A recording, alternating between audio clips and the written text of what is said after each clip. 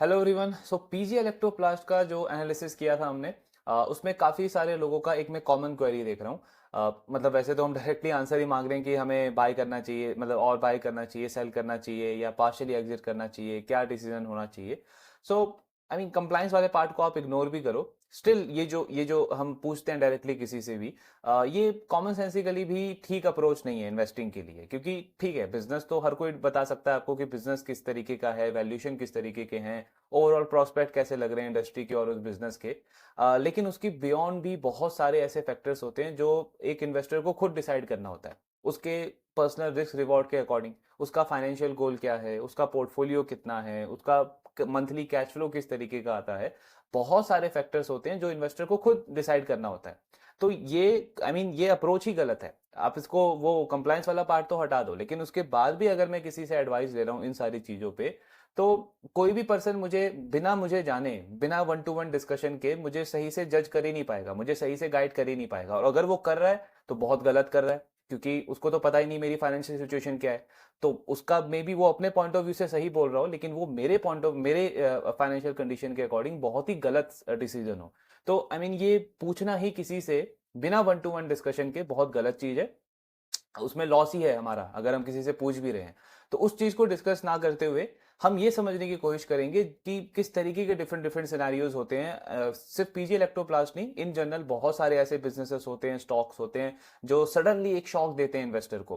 Promising अच्छा होता है, पहले के प्रोस्पेक्ट्स अच्छे लग रहे होते हैं, देन एकदम से हम देखते हैं कि एक ही क्वार्टर के अंदर एक बहुत बड़ा नेगेटिव सरप्राइज दिया उन्होंने मार्केट को, इन्वेस्टर्स को। तो जो मेरा एक्सपीरियंस रहा है क्लाइंट्स के साथ में, जो मैं काम करता हूँ, मेरे कलीग्स हैं, और जो मेरा खुद का पर्सनल एक्सपीरियंस रहा है, किस तरीके से हम मैनेज करते हैं, कैसा रिस्क को कम रखते हुए अपने कैपिटल को प्रोटेक्ट करते हैं, ओवरऑल पोर्टफोलियो का आरओआई जो है वो मेक श्योर करते हैं कि ज्यादा खराब ना हो।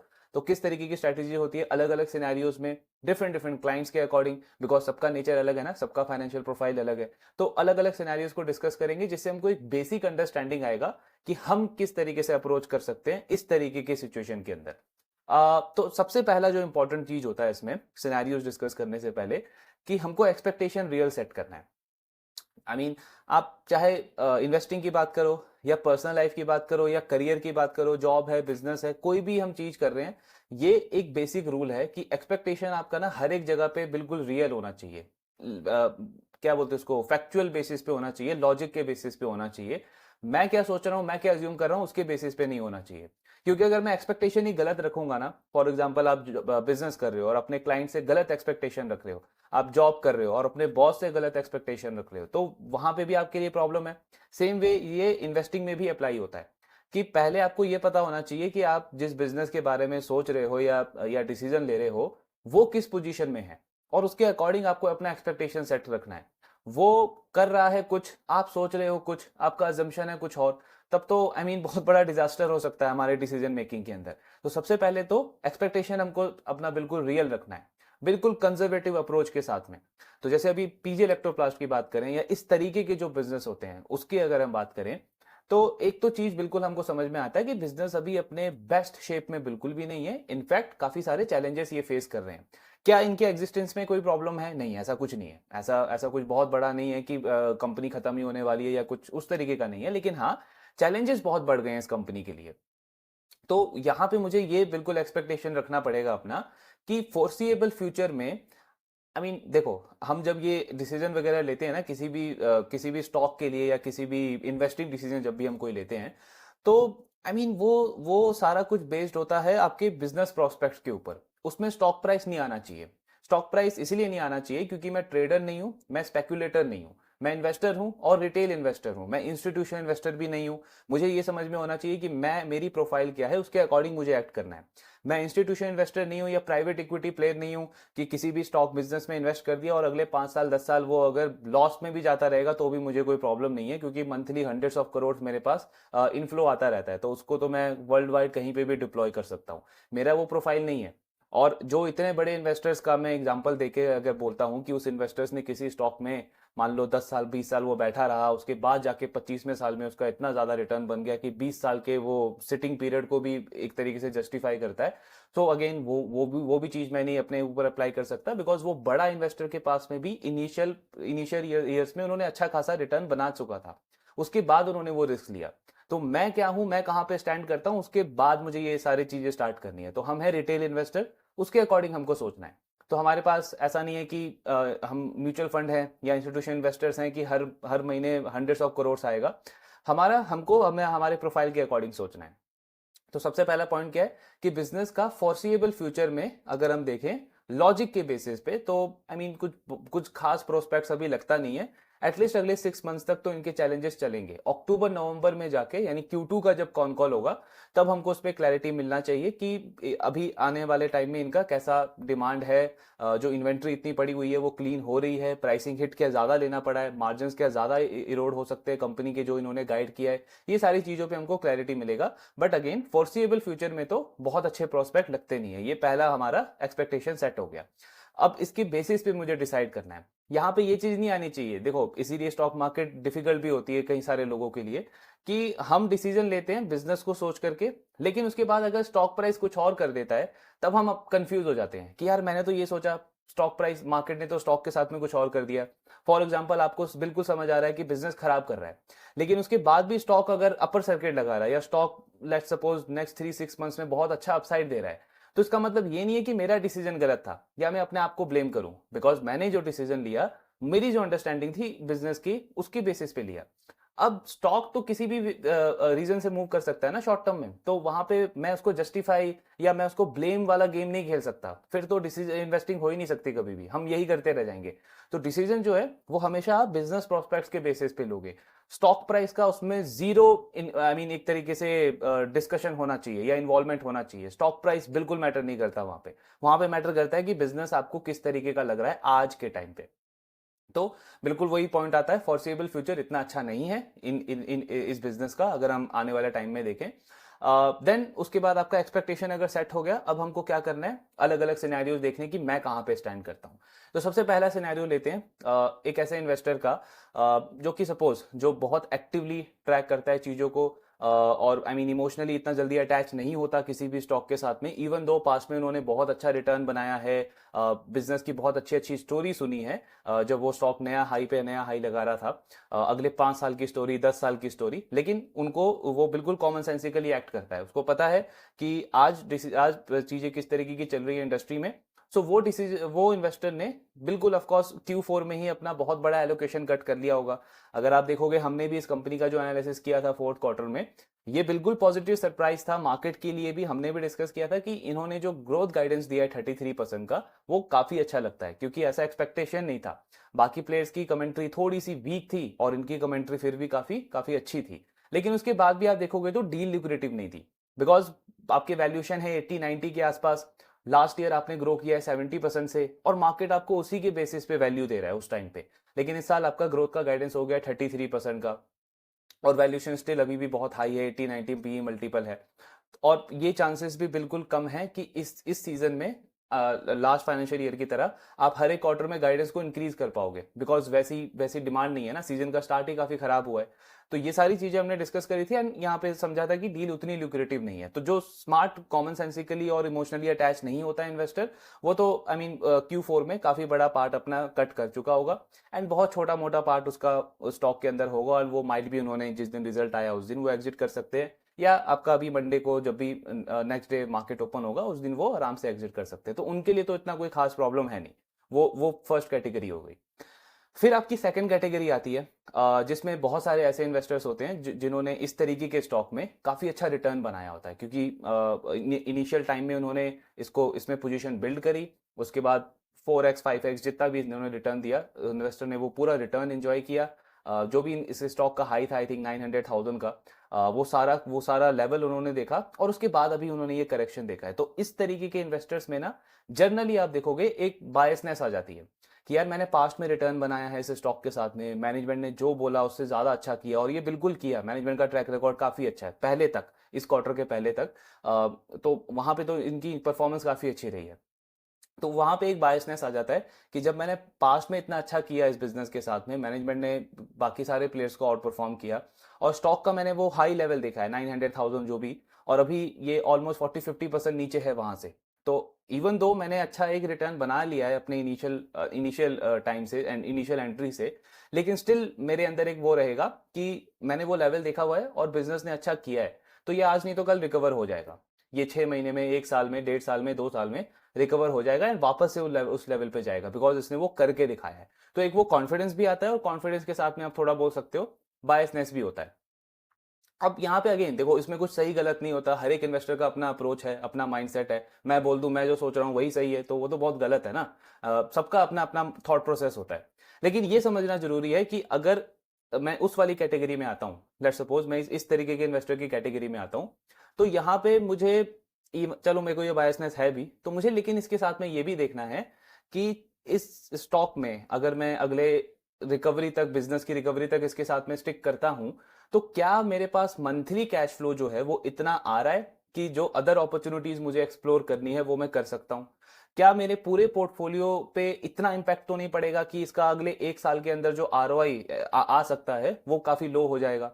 अगर इस तरीके की चीजें नहीं है, इस तरीके का केस नहीं है, तब तो ऑफकोर्स मैं वो रिस्क ले सकता हूँ, मैं वेट कर सकता हूँ, मैं वहां पे इसकी रिकवरी का वेट कर सकता हूँ। एक और चीज जिसमें इंपॉर्टेंट है, ये सारी डिस्कशन एनालिसिस जो है ना वो आज के बेसिस पे है, आज बिजनेस कहाँ पे है। अब इसमें मुझे ट्रैक करते रहना है, क्योंकि लेट्स सपोज Q2 के जब रिजल्ट आते हैं और कुछ ज्यादा बड़ी प्रॉब्लम हो जाती है कंपनी के साथ में कि प्राइसिंग पे इनको ज्यादा हिट लेना पड़ रहा है, मार्जिन पे ज्यादा इरोजन हो रहा है, तो इवन दो आप देखोगे कि अगले फाइनेंशियल ईयर में डिमांड इंप्रूव होगी, पूरी इंडस्ट्री के लिए होगी, लेकिन ये प्लेयर फिर भी उतना अच्छा ना कर पाए। हो सकता है ऐसे ऐसे ऐसे चीजें चेंज हो जाए, बिकॉज बिजनेस है ना। ऐसा थोड़ी है कि हमने सोच लिया कि सीजनल बिजनेस है, एक समर सीजन खराब गया तो अगले समर सीजन में अच्छा हो जाएगा। ये तो एक जनरल थ्योरी है। इस हिसाब से तो फिर सारे जो समर कंपनीज हैं वो सब बहुत बड़ी कंपनी हो जानी चाहिए, लेकिन हर कोई एम्बर, ई पैक और पीजी इलेक्ट्रोप्लास्ट नहीं बन सकता।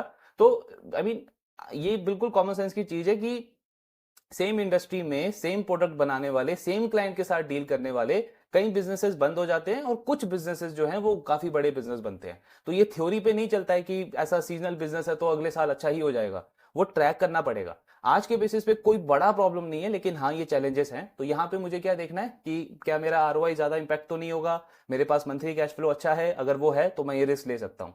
अगर वो मुझे लग रहा है कि नहीं उस पर इंपैक्ट हो सकता है, बिकॉज कॉमन सेंसिकली सोचना है ना, इमोशनली अटैच नहीं होना है यहाँ पे, तब मैं क्या एक चीज कर सकता हूँ कि या तो अपना पार्शियली एलोकेशन वहां पे कट कर सकता हूँ उस केसेस में, इस तरीके के बिजनेस के साथ में अगर मैं स्टक हो गया हूँ, या फिर अगर मुझे लग रहा है ज्यादा ही इंपैक्ट पड़ेगा मेरे आगे आने वाली अपॉर्चुनिटीज को एक्सप्लोर करने के लिए, तो मैं वहां पे पूरी पूरी तरीके से भी एग्जिट कर सकता हूँ। लेकिन ये डिसीजन डिपेंड किस पे करेगा कि मेरा मंथली कैश फ्लो कितना है, मेरा एग्जिस्टिंग पोर्टफोलियो का लेवल कितना है, और आने वाली अपॉर्चुनिटीज में किस तरीके से प्ले कर सकता हूं, उतना इनफ कैपिटल मेरे पास सोर्स है नहीं है, उसके बेसिस पे डिसीजन डिपेंड करेगा।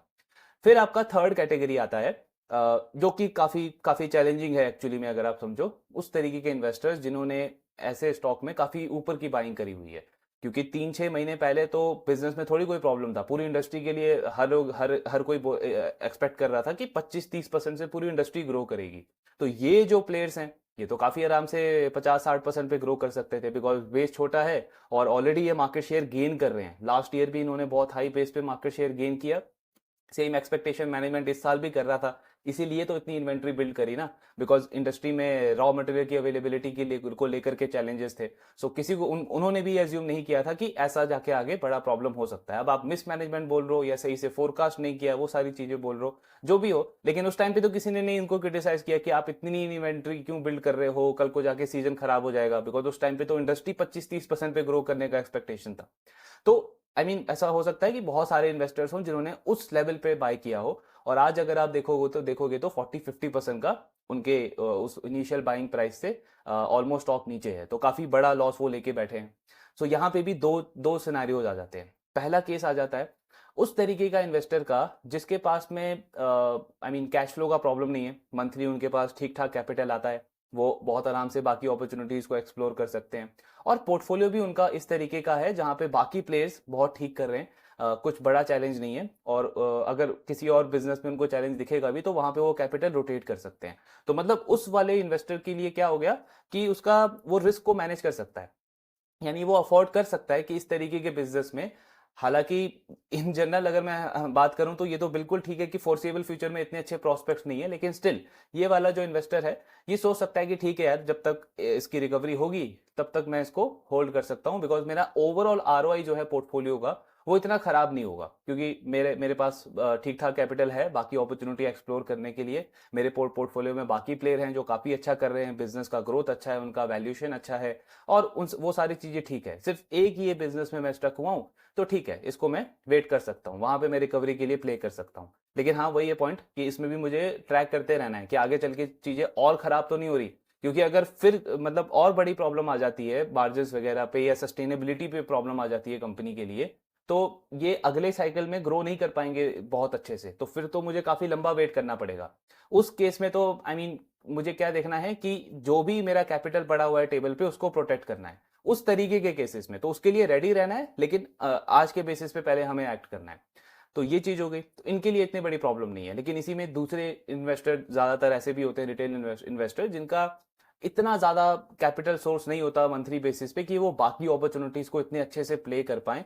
अगर उनका एक बहुत बड़ा कैपिटल किसी भी इस तरीके के बिजनेस में स्टक हो गया, एक तरीके से रुक गया, सो वहां पे इन जनरली जो इन्वेस्टर्स करते हैं, जो अप्रोच होनी चाहिए कि एक तो आप पार्शियली एग्जिट ले लो। मतलब वो पार्शियली एग्जिट ले सकते हैं उस तरीके के केसेस में कि अगर मैं स्टक हो गया हूं तो मैंने पार्शियली एग्जिट ले लिया, थोड़ा कैपिटल अपना फ्री किया, ताकि मैं बाकी अपॉर्चुनिटीज को देख पाऊं, कुछ अच्छे प्लेयर्स अपने पोर्टफोलियो में रख पाऊं, और उसके बाद मैं वेट करूं कि आने आने वाले टाइम में बिजनेस का किस तरीके से रिकवरी होता है। एक और चीज इसमें कुछ लोग फॉलो करते हैं जो कि ठीक है, आई मीन वही अलग अलग प्रोफाइल पे डिपेंड करता है, इंडिविजुअल पे। सो कई लोग क्या करते हैं कि फिर उस तरीके के स्टॉक में वो देखते हैं कि हर एक 10 to 20% का जो एक वो रेंज बना लेते हैं कि 10 से 20% का आपका जब अपसाइड आएगा तो मैं पार्शली एग्जिट लेता जाऊंगा। तो उस तरीके की भी अप्रोच होती है, बट कहने का मतलब क्या है कि सारी जो अप्रोच है ना वो डिपेंड करता है कि मेरा पर्सनल प्रोफाइल क्या है। तो मुझे कोई भी एक पर्सन नहीं बता सकता कि ये ही सही है तेरे लिए, जब तक वो मुझे पर्सनली ना जानता हो। आई मीन सिर्फ ट्विटर पे बैठ करके या सोशल मीडिया के थ्रू या फिर कहीं बाहर कहीं पे मिल गए उससे पूछ करके अगर मैं डिसीजन ले रहा हूँ तो वो बहुत खराब है। तो मुझे ये सारी चीजें करनी है अपने लिए अपने लेवल पे सोचना है कि मैं कहाँ पे स्टैंड करता हूँ, मेरी क्या पोजीशनिंग है, क्या मेरा इन्वेस्टिंग बहुत ज्यादा तो नहीं इंपैक्ट हो जाएगा, ऐसा तो नहीं हो जाएगा कि अगले 6 महीने 1 साल में मैं बैठा ही रहूंगा, मैं कुछ कर ही नहीं पाऊंगा। तो फिर मुझे उसके अकॉर्डिंग प्लान करना है। दूसरी तरफ में जहाँ पे मेरा पोर्टफोलियो में बाकी सब तो सब अच्छा चल रहा है, मंथली कैपिटल जो आता है मेरे पास इंक्रीमेंटली उसमें भी कोई प्रॉब्लम नहीं है, तब मेरा अप्रोच दूसरी तरीके का होगा। तो इस तरीके से पर्सनल लेवल पे सोच करके मुझे डिसाइड करना है, ना कि सिर्फ इन जनरली मैं किसी से भी पूछ लूं, बाय करूं, सेल करूं, एग्जिट करूं। वो बहुत गलत है, बिकॉज वही पॉइंट है ना कि किसी को क्या पता आपका रिस्क प्रोफाइल क्या है, आप कितना ज्यादा रिस्क ले सकते हो, कितना ज्यादा डाउन साइड आप सह सकते हो, आपका ओवरऑल पोर्टफोलियो की पोजीशनिंग क्या है आज के टाइम पे, क्या आपके फाइनेंशियल गोल्स हैं। ऐसा तो नहीं है कि अगले 3-4 साल में ही आपको कैपिटल चाहिए, तब तो आपको इक्विटी मार्केट में वो सोच समझ के एलोकेशन रखना पड़ेगा ओवरऑल, जो हम कैपिटल एलोकेशन की बात करते हैं। सो ये सारी चीजें हैं। तो ऐसा कुछ फिक्स रूल नहीं है, अलग अलग सिनेरियोज में समझना है, अपने आप को समझना है मैं कहाँ स्टैंड करता हूँ, और उसके बाद हमको रैशनली एक्ट करना है, रादर देन कि हम किसी से भी डायरेक्टली एडवाइस मांगने जाएं, बिकॉज वो बहुत गलत अप्रोच है। हमारा खुद का नुकसान है अगर हम उस तरीके की चीजें कर रहे हैं तो ये था। काफी सारे आप लोगों के इसके रिगार्डिंग डाउट्स आए थे, सो आई थॉट कि इसको डिस्कस करते हैं। बाकी जो हमारा एनालिसिस है वो चलता रहेगा, आपके जो डाउट्स है शेयर करते रहिए। Thank you very much.